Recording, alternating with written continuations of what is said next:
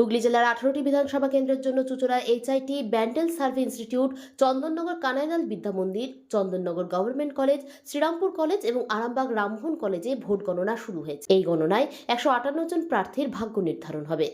সকাল থেকে প্রতিটি গণনা কেন্দ্রে ত্রিস্তরীয় নিরাপত্তার ব্যবস্থা নেওয়া হয়েছে। প্রথম স্তরে রাজ্য পুলিশ থাকলেও পুরো গণনা কেন্দ্র কেন্দ্রীয় বাহিনীর ঘেরাটোপে রয়েছে। সরকারি আধিকারিকদের পাশাপাশি এজেন্ট ও সাংবাদিকদেরও মেটাল ডিটেক্টরের মাধ্যমে তল্লাশি করে প্রবেশ করতে দেওয়া হচ্ছে।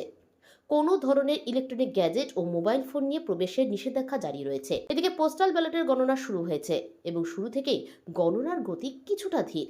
সময় বাড়ার সঙ্গে সঙ্গে ভোটারদের ঝোঁক কোন দিকে যাচ্ছে তা দেখার অপেক্ষা।